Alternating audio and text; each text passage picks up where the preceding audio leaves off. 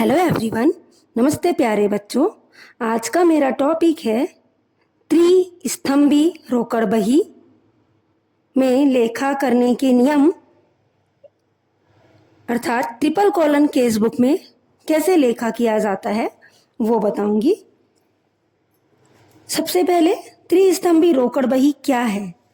जिस रोकड़ बही में डेबिट व क्रेडिट के प्रत्येक पक्ष में रोकड़ बट्टा और बैंक व्यवहारों से संबंधित व्यवहारों के लेखांकन के लिए अलग अलग 3 खाने होते हैं, उसे त्रिस्तंभी रोकड़ बही कहते हैं।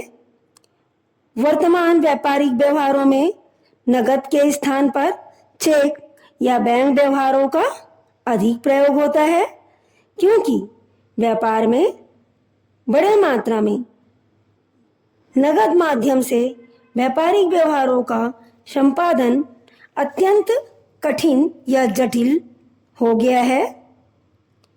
बैंक, चेक, ड्रॉप या अन्य बैंकिंग विपत्र के माध्यम से भुगतान सुविधाजनक रूप में किया जा सकता है। बैंक से किया गया भुगतान व्यापारिक व्यवहारों में अधिक सुरक्षित, सुविधाजनक एवं प्रमाणित होते हैं।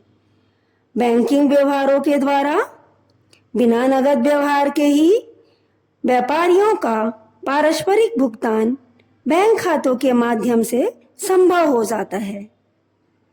त्रिस्तंभी रोकड़ बही में नगद बट्टा तथा बैंक संबंधित व्यवहारों के लिए अलग अलग खाते रखे जाते हैं, जिससे व्यापारिक व्यवहारों में नगद के साथ साथ चेक द्वारा किए गए भुगतान को भी विस्तृत जानकारी मिल जाती है। जब 3 खाने वाले रोकड़ बही के द्वारा व्यापारिक भुगतान को प्रविष्टि किया जाता है, तो अलग से रोकड़ खाता तथा बैंक खाता खोलने की आवश्यकता नहीं होती, क्योंकि रोकड़ का खाना तथा बैंक का खाना क्रमशः रोकड़ खाना तथा बैंक खाने का ही कार्य करते हैं। इन खातों के अंतिम शेष का उपयोग तलपट एवं चिट्ठा तैयार करने के लिए प्रयोग किया जाता है। अब त्रिस्तंभी रोकड़ बही में लेखा करने के लिए नियम।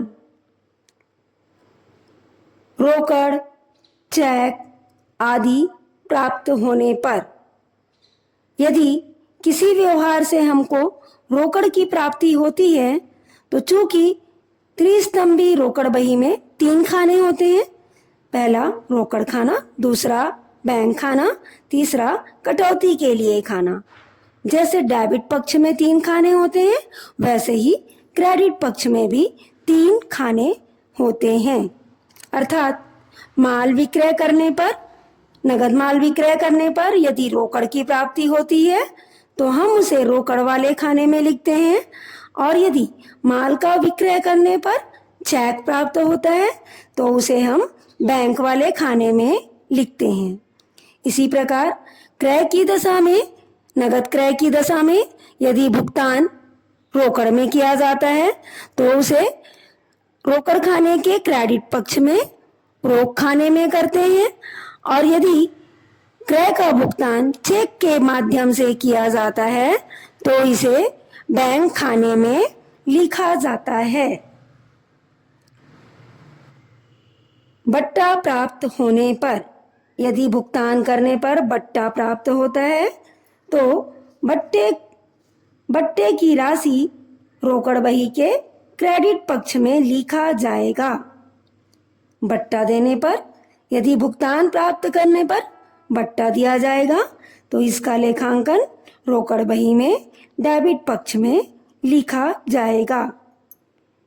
विपरीत प्रविष्टि होने पर, अर्थात जिसे कॉन्ट्रा एंट्री या प्रति प्रविष्टि कहा जाता है, जो कि बहुत ही इम्पोर्टेंट क्वेश्चन है। यह केवल 2 स्थिति में होगा। बैंक में राशि जमा करने पर, बैंक से राशि कार्यालय प्रयोग के लिए निकालने पर। जब हम बैंक में राशि जमा करते हैं तो प्राप्तकर्ता बैंक होगा, अर्थात बैंक खाने के डेबिट में। चूंकि व्यापारी के पास से रोकड़ जा रहा है, इसलिए रोकड़ खाते के क्रेडिट पक्ष में लिखा जाएगा। ऐसे ही बैंक से कार्यालय प्रयोग के लिए राशि निकालने पर रोकड़ आता है, जिसे रोकड़ खाते में डेबिट पक्ष में लिखेंगे, और जाने पर क्रेडिट होगा, अर्थात बैंक खाने को क्रेडिट किया जाएगा। बच्चों, नेक्स्ट टॉपिक पर मिलते हैं।